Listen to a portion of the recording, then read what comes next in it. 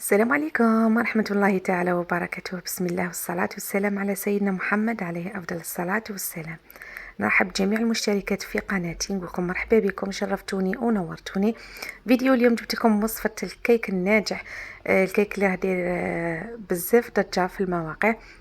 الكيك اللي راهم يستعملوه في المناسبات والافراح والاعراس، حتى الاعراس راهم يديروا هادو لي كيك، وتنجموا ديروا حتى مشروع في البيت نتاعكم. كيك خفيف، شي شوفوا كيفاش يجي طالع ويجي بزاف مقطن لداخل، ما فيهش حليب، غير بواحد الوصفات بواحد المكون اللي غادي يخليه يجيكم هشيش وخفيف من الداخل. نتمنى تتبعوا معايا الوصفه حتى الاخر، غادي تجيكم اللي ماشي موالفه تنجح مع هذه الوصفه. اليوم غادي بهذه الوصفه ان شاء الله باذن الله غادي ينجح معاكم، وتحضروا هادو لي كيك بنفس الطريقه اللي درتها معاكم. شوفوا في الفيديو كيفاش جا خفيف، كيفاش جا طالع، وكيفاش السر اللي باش يجيكم هذاك التشراط ولا هذاك الجهه الفوقانيه تجيكم كاع محلوله من الفوق. هكا دوك نعطيكم كاع السر في هذا لي كيك. نبداو على بركة الله. اول حاجه نعطيكم المقادير اللي راح نديرهم. هنايا عندي الكيك اللي راح نستعمله كيك دائري، كنت دهنته بالمارغرين، زدت غبرته بالفارينه. بالنسبه للمكونات هنايا عندي لافاني، عندي 3 كيسان تاع فارينه، كاس سكر وكاس زيت وحبه ليم، راح نستعمل القشور تاع الليمون. بالنسبه للفارينه هنايا انا درت 2 كيسان، ما استعملتش 3، الثالث كنت حاطته احتياط، قلت كي نزيد ولا يكون خاصني. دوك تشوفوا القوام تاع الكيك كيفاش نتحصل عليه باش يجيكم مشبع. وعندي 4 حبات بيض يكونوا بدرجه حراره المطبخ. هادو هما المقادير تاع الكيك اللي يجوا بزاف خفاف، ودوك نعطيكم السر باش يجيكم مهشيش من الداخل. اول حاجه نبداو بسم الله. ديت 4 حبات بيض على درجه حراره المطبخ، درت لهم الرشه تاع الملح اللي دائما ما تنساوهاش، وزدت الكاس تاع السكر اللي كنت عمرته. هنا سعر الكاس 220 مليلتر. درت كاس معمر تاع سكر، ضربته مليح بالباتيغ ولا بالفوي، ضربوه بيديكم ولا بالباتيغ، هي من الاحسن ضربوه مليح بالباتيغ باش يجيكم ابيض من الداخل. ضربت مليح هذاك البيض والسكر، ومن بعد عندي هنايا كاس تاع زيت معمر. هنايا الزيت راكم تشوفوا فيه راني نزيد فيه غير بالتدريج، يعني ندير ونضرب، نعاود تاني نزيد ندير ونضرب، سواء كنتو بالباتيغ ولا بيديكم ولا بالبيترا.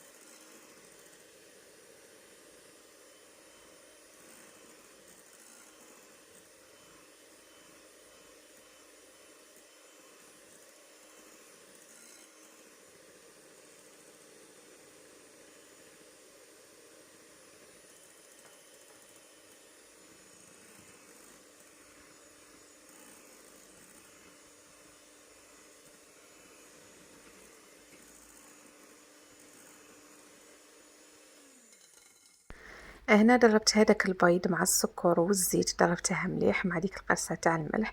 هنا راح نزيد مورف صغيره تاع لافاني. هنا الا كان عندكم لافاني ليكيد ديروا، كان عندكم هاد الغبره تاني ديروه، غادي يعطيكم نكهه شابه. ونعاود تاني نخلط غير شويه برك، ونبدا نزيد في النواشف اللي هي الفارينه. نروحوا هنا للمقدار تاع الفارينه. انا الفارينه هنايا ديت لي 2 كيسان على حساب الحجم تاع البيض. انا البيض ما كانش عندي كبير بزاف، دات لي 2 كيسان. سينو موالف كي يكون عندي البيض كبير ندي 3 كاملين تاع الفارينه. هنايا عندي ساشي تاع حلويات عفوا ساشي تاع خميرة الحلويات، وغادي ندي صفايه. دائما هادو لي كيك ولا ليمون حاولوا صفوا الفارينه باش يجيكم هشاش. يعني انا هاد التفاصيل راني نعطي ندقق لكم عليهم باش الكيك يجيكم ناجح. وشوفوا معظم الناس الكيك ما ينجحش معاهم، سواء كانت من الداخل يجيهم متقيل، ولا في الفرن تاني ما يعرفوش يطيبوله، يعني يديروه على فرن عالي كي شغل هو يطلع ويحمر، ومن الداخل يبقى لهم اخضر ويجي مكلوت.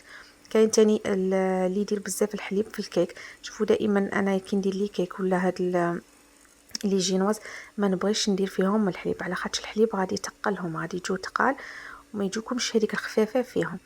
المهم هنا شفتوني صفيت كاس تاع فارينه، درت مع ساشي تاع خماره تاع الحلويات، عاود ضربت بالباتيغ، وهنايا زدت الكاس الثاني تاع الفارينة تاني ضربته بالباتيغ حتى ولا عندي واحد القوام ثقيل. هنايا كي قعدت نشوف صرت القوام تاع الكيك هذاك هو اللي راني نحوس عليه. انا ما زدتش هذاك الكاس تاع الفارينة الثالث، يعني اكتفيت غير بزوج كيسان تاع فارينة. هنا راني نقولكم، قلت لكم كي يكون عندكم البيض، يعني على حسب السوائل اللي عندكم، البيض كي يكون كبير غادي يدي لكم 4، من يكون صغير اداني غير زوج كيسان تاع فارينة.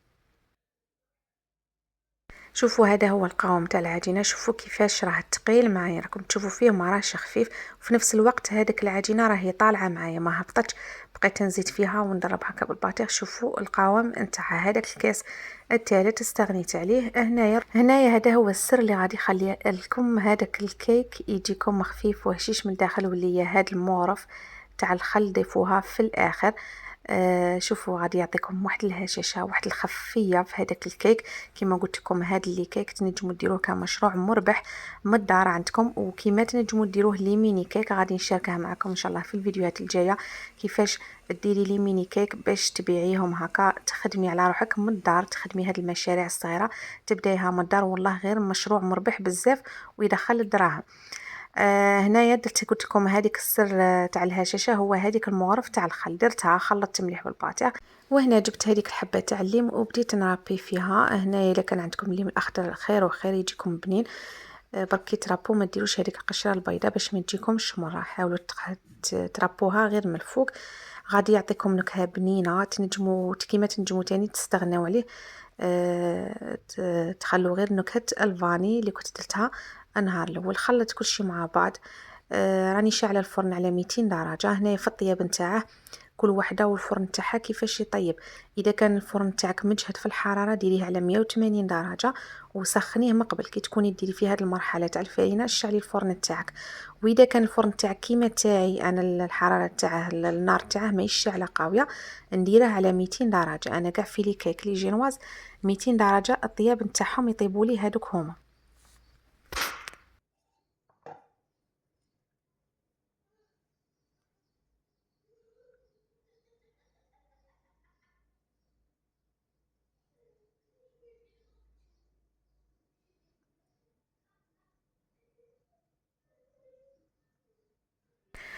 هنا نهار الاول كنت راح نديرها كاع بالفاني كيما هكا، ومن بعد قلت لا ندير كيما كانت ديرها ماما بكري، نديرها بالشيكولا من الداخل.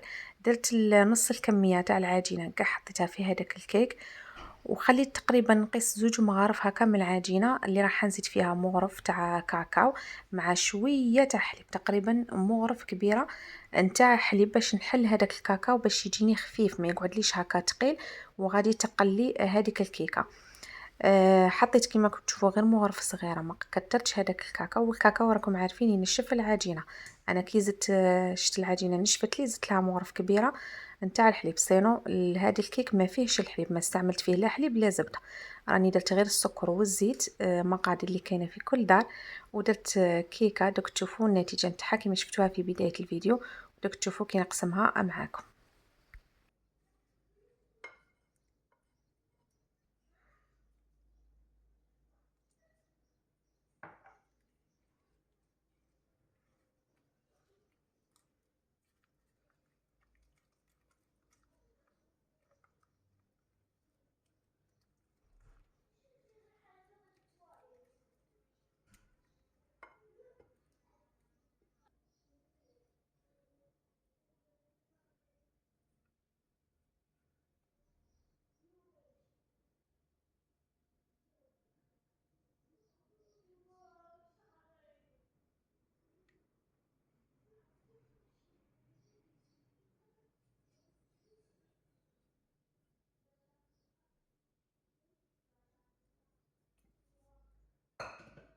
هنايا راكم تشوفوا حطيت هذيك الكميه تاع العجينه تاع الشوكولا من الفوق على هذيك الكيكه العجينه البيضاء، ومن بعد نجيب خدمي ونبقى ندير هاد العفسه كيما هكا، ندور شكل دائري عشوائي كيما هكا باش هذاك العجينه تاع الكاكاو تندمج لي مع العجينه تاع الفاني. والسر باش يعطيكم هذاك الكيك يجيكم مشرط من الفوق. كي تكملوا كاع مسحت الخدمي نتاعي هنايا، وتجيبوا خدمي وديروا هذا الخط كيما هكا في الوسط، سواء كان كيك ولا مول. كيما هكا ديروه باش يجيكم محلول في الوسط، يجي الشباب المنظر نتاع. دائما كي ديروا لي كيك تاعكم باش يجيكم شابين من الفوق، ديروا بالموس، فوتوه هكا على العجينه ودو دائري كما شفتوني في الفيديو راهي واضحه.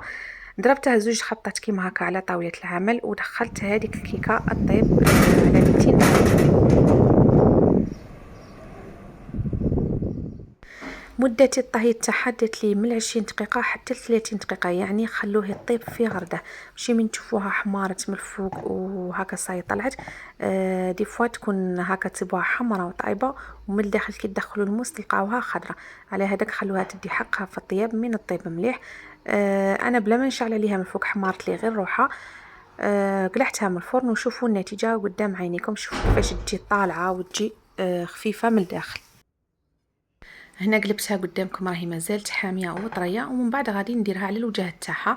انا عجبني هذا الوجه من جا مخلط بالشيكولا هكا وجا محلول في الوسط، قلت خليها هكا سينو تنجموا تقلبوها وتزينوها كيما تبغوا.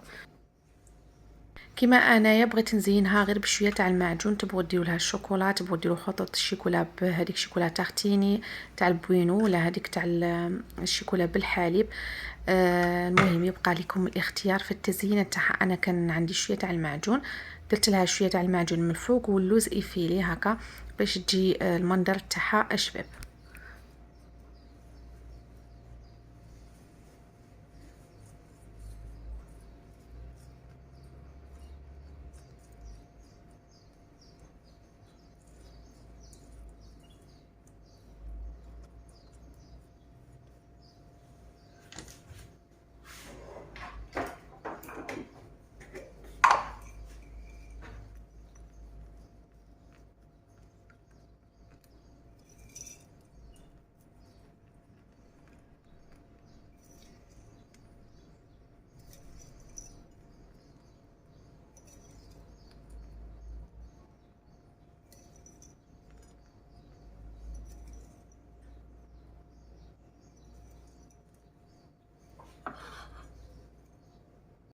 هنا الكيكه نتاعي راهي واجده. كما قلت لكم تنجموا ديروا هكا مشروع مربح، راهم جايين الحفلات والاعراس وكاع في هذا الصيف تنجموا ديروا لها هكا ديكور ولا بالشيكولا.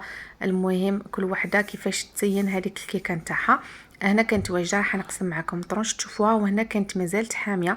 حاولوا تخلوها تبرد شويه باش تفتحوها. انا بغيت نحلها قدامكم هكا تشوفوها. شوفوا كيفاش جات مقطنه من الداخل وخفيفه. كان هذه هي وصفتنا لنهار اليوم، وهذا الفيديو هذا هو الفيديو تاع نهار اليوم. نتمنى ان شاء الله يعجبكم الفيديو. ما تنساونيش بالجيم اذا عجبكم الفيديو، واشتراك للقناه باش يوصلكم كل جديد.